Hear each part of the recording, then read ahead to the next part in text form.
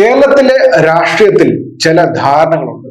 ആ ധാരണ എന്ന് വെച്ച് കഴിഞ്ഞാൽ ചില കാര്യങ്ങൾ സംഭവിച്ചു കഴിഞ്ഞാൽ ഇന്ന ആൾക്കാർ മാത്രമേ വിജയിക്കൂ എന്നുള്ളതാണ് ആ ധാരണകൾ. കഴിഞ്ഞ കുറെ വർഷങ്ങളായിട്ട് അത് സംഭവിച്ചുകൊണ്ടിരിക്കുന്ന കാര്യമാണ്. ലോക്സഭാ ഇലക്ഷനിൽ നമ്മൾ കണ്ടതാണ്, ബാക്കിയിടങ്ങൾ നമ്മൾ കണ്ടതാണ്. അങ്ങനെ ചില ധാരണകൾ ചിലയിടത്തുണ്ട്. അതുപോലത്തെ ഒന്നാണ് ന്യൂനപക്ഷ വോട്ട് എൻ ബ്ലോക്ക് ആയിട്ട് മാറിക്കഴിഞ്ഞാൽ കോൺഗ്രസ് മാത്രമേ ജയിക്കൂ എന്നുള്ളത് അങ്ങനത്തെ ഒരു ധാരണയാണ്. പിന്നെ മറ്റേന്ന് വെച്ച് കഴിഞ്ഞാൽ വോട്ടിംഗ് ശതമാനം കുറഞ്ഞു കഴിഞ്ഞാൽ കേഡർ പാർട്ടികൾക്കാണ് ബെനിഫിറ്റ് കിട്ടുക എന്നുള്ളത്. പക്ഷേ ഇത്തവണ ഈ 2025 തദ്ദേശ ഇലക്ഷനിൽ, പഞ്ചായത്ത് ഇലക്ഷനിൽ ആ ധാരണ അപ്പാടെ മാറിയിരിക്കുകയാണ്. പ്രത്യേകിച്ച് നഗരമണ്ഡലങ്ങളിലാണ് ആ ധാരണ കംപ്ലീറ്റ് ആയിട്ട് തെറ്റിയത്. ശ്രദ്ധിക്കേണ്ട കാര്യമാണ്.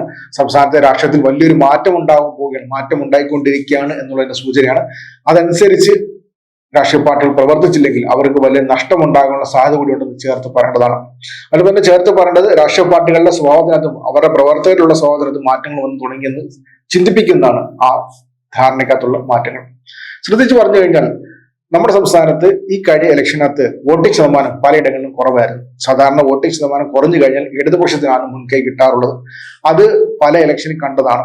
പല ഇലക്ഷനിലായിട്ട് എവിടേക്ക് വോട്ട് ശതമാനം കുറയുന്നുണ്ടോ ആ സമയത്തെല്ലാം ഇടതുപക്ഷത്തിന് വ്യക്തമായ ജയസാധ്യത കൂടാറുണ്ട്.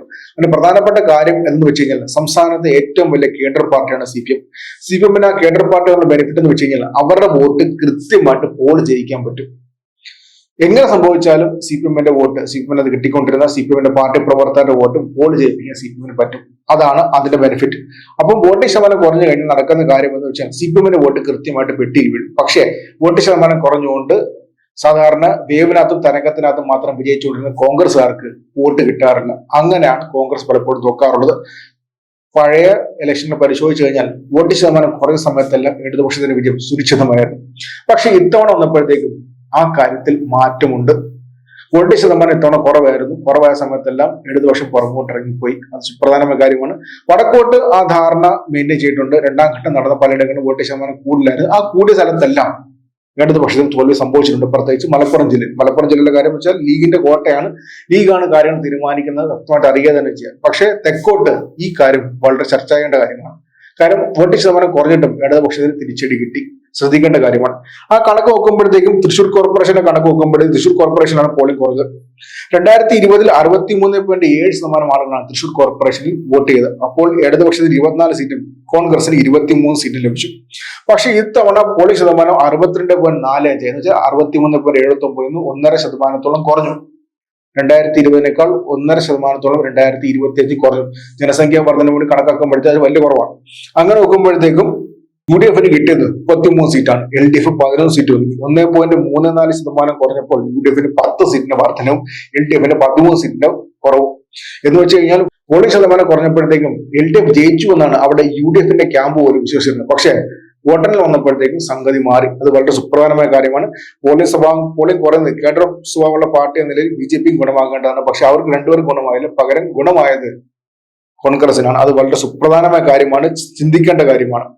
മാത്രമല്ല ശ്രദ്ധിക്കേണ്ട കാര്യം 2020 50.56% തിരുവനന്തപുരം കോർപ്പറേഷൻ ഉണ്ടായ സമയത്ത് 10 സീറ്റുകൾ മാത്രമാണ് കോൺഗ്രസിന് ഉണ്ടായത്.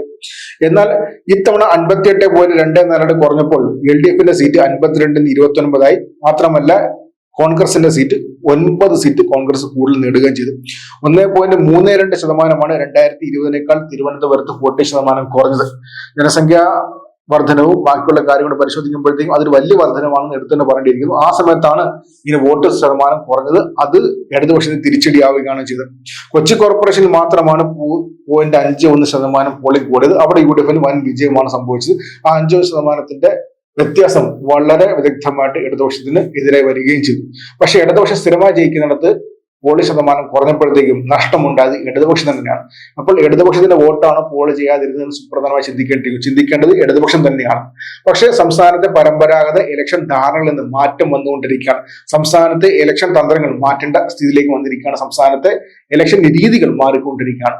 പുതിയ രീതിയിലേക്ക് സംസ്ഥാനത്തെ ഇലക്ഷൻ മാറുകയാണ്. പരമ്പരാഗത രീതിയിൽ മാറിക്കൊണ്ടിരിക്കുകയാണ്. ആ മാറ്റം പെട്ടെന്ന് ആരാണ് ഉൾക്കൊള്ളുന്നത് അവർക്കായിരിക്കും സംസ്ഥാനത്തെ രാഷ്ട്രീയത്തിൽ പിടിച്ചു നിൽക്കാൻ പറ്റുക എന്ന് സുപ്രധാനമായി ആൾക്കാർക്ക്, രാഷ്ട്രീയ പ്രവർത്തകർക്ക്, രാഷ്ട്രീയ നേതാക്കൾക്ക് മനസ്സിലാക്കി കൊടുത്ത ഇലക്ഷൻ കൂടിയാണ്. ശ്രദ്ധിക്കേണ്ട കാര്യം വെച്ച് കഴിഞ്ഞാൽ ഈ ഇലക്ഷനകത്ത് തിരുവനന്തപുരം കോർപ്പറേഷനിൽ ഏറ്റവും കൂടുതൽ വോട്ട് കിട്ടിയത് ഇടതുപക്ഷത്തിനാണ്. പക്ഷേ രണ്ടാം സ്ഥാനത്ത് വന്ന NDAക്കാണ് ഏറ്റവും കൂടുതൽ സീറ്റുകൾ കിട്ടിയത്. ആ ശ്രദ്ധിക്കേണ്ട കാര്യമാണ്, ചിന്തിക്കേണ്ട കാര്യമാണ്. അതിൽ മറ്റു ചില കള്ളക്കളികളും അണ്ടർസ്റ്റാൻഡിങ്ങുകളും നടന്നു എന്നാണ് ഇടതുപക്ഷം ആരോപിക്കുന്നത്. പക്ഷെ അങ്ങനെ ആരോപിച്ചാൽ പോലും വ്യക്തമായിട്ട് ജയിക്കാൻ NDAക്ക് സാധിച്ചു. അത് ഇങ്ങനത്തെ വ്യക്തമായ ഇലക്ഷൻ പ്ലാനിംഗ് മൂലമാണ്. ആ പ്ലാനിംഗ് മനസ്സിലാക്കാൻ ഇടതുപക്ഷം സാധിച്ചില്ല എന്നുള്ളത് ശ്രദ്ധിക്കേണ്ട കാര്യമാണ്, ചിന്തിക്കേണ്ട കാര്യമാണ്, ഇടതുപക്ഷം സ്വയം ചിന്തിക്കേണ്ട കാര്യമാണ്. അങ്ങനത്തെ ധാരണകൾ ഇപ്പോൾ ഇലക്ഷനിൽ മാറിക്കൊണ്ടിരിക്കുകയാണ്. അത് ഏറ്റവും വലിയ സുപ്രധാന ഉദാഹരണമാണ് 2025 ഇലക്ഷൻ. പ്രത്യേകിച്ച് 2025 തിരുവനന്തപുരവും തൃശ്ശൂർ കോർപ്പറേഷനിലെ ഇലക്ഷനാണ് അതിന്റെ ഏറ്റവും സുപ്രധാന ഉദാഹരണം. സാധാരണ ധാരണയായിട്ടുള്ള ഇലക്ഷന്റെ വോട്ടിംഗ് ശതമാനം കുറഞ്ഞു കഴിഞ്ഞാൽ ഇടതുപക്ഷത്തിന് മേൽക്കൈ എന്ന ആ ധാരണ മാറി ഇടതുപക്ഷത്തിന് തിരിച്ചടിയാണ് ഈ രണ്ടിടത്തും ഉണ്ടായിട്ടുള്ളത്.